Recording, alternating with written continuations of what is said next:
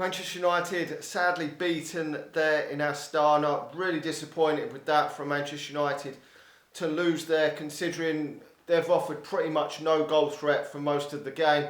Manchester United have been very comfortable without creating enough chances probably to put the game to bed, although we should have seen it off and got the second goal and killed the game off, which is really disappointing, to be honest. It was a really young side that we put out this evening. So credit to all them youngsters that have been given the opportunity to go out there and play for Manchester United's first team, because they might not get another. I mean, some of them will probably not play for Manchester United again, because we've not got another game like this to come where it's dead rubber like this. Because we're probably not going to go through as group winners now, but the AZ Alkmaar game at home will be harder than this, because this is a team that's been beaten 5-0 and 6-0 in their last two games against AZ Alkmaar. So this was against a poor opposition, and we probably can't. He probably won't play a team like this again, because the inexperience did show in the final third for Manchester United. It really did. There were some good performances out there. I thought Levitt done well tonight alongside Garner. They were fine there, but there wasn't really enough going forward. It was very safe for Manchester United. There was a part Ethan Lingard on the right hand side offered some threat. And down the left-hand side, you had Gomez linking up sometimes with Luke Shaw, and Gomez seemed to want to go at the Astana defence and create chances, which led to that second chance for a goal, which Chong squandered. I don't know how he's missed that chance. I really don't. Open net, has to score that and kill the game off. It was really disappointing there. I mean, Greenwood and Gomez have had chances, one from a free kick and Greenwood having another chance where the keeper saved it as well, which was disappointing. We couldn't get a draw out of this, because I thought we did deserve a draw out of this game at least, if not a win. But so much of it, certainly first half, was so safe from Manchester United. Not really, I know it's inexperience from these players, but not enough going forward. We brought Mellor on, which I thought did offer us a bit more, someone going at them, which created one of them a chance for Manchester United in that second half. And then we brought Ramazani on as well in that second half. He got a debut on me, which I thought they would probably if they'd been maybe brought on a bit earlier, maybe they would have offered a bit more, because we didn't really seem to. No one seemed to be taking anything from. I mean, it all seemed a bit safe to me, and I think if we're taking a bit more risk, maybe we would have got a draw out of this game, which is disappointing. But it is a learning curve for some of these youngsters. But the only problem is, because we haven't won this game and some of them haven't either assisted or scored, it doesn't give them the best opportunity now to get another game under their belt for Manchester United. Now, that's hampered Chong's chances of getting another first team start. It definitely has. We're missing that chance there. I mean, and some other players are obviously, I'm not saying players, no one apart from that missed from Chong. Nothing was really bad from Manchester United tonight. There wasn't an absolute outstanding candidate for someone that's just taken this game by the scruff of the neck and obviously won, because we've lost. But no one was obviously 9 out of 10, but pretty much no one was like 3 or 4 out of 10. So everyone was decent, I thought. Probably Chong, people say, is the worst because he missed that chance.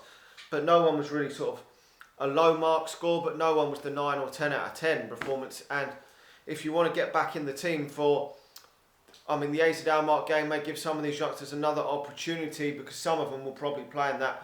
But the Colchester one, probably a lot of these won't get featured now in that, which the harsh reality is, being at Manchester United, when given the opportunity, you practically have to take that chance. I mean, you look at Rashford when he burst on the scene against Midtjylland, pretty much took his chance straight away in that first game and never looked back. And you've basically got to do that at Manchester United, or you're going to struggle to get another opportunity. That is the harsh reality of being a Manchester United player. And I don't know if any of these players have done quite enough. Certainly not enough in this game. Apart, obviously Greenwood will be, because he's almost a regular now. But the other players, I'm not too sure if any of them have done enough to keep their place for that game against Villa in the squad. So, but I'm not saying they've done bad. They've done Manchester United very proud tonight. So I'm not going to get on their backs at all. I think they've done fantastically well and should all be proud of their performances and everything that they've worked so hard to get to this stage. I mean, some of these players have been at the Manchester United since the age of 7 or 8, and to get the chance to go and play away from home against Astana like this is absolutely fantastic. We now probably won't go through as group winners, but to give these guys the opportunity to play for Manchester United, I thought was fantastic.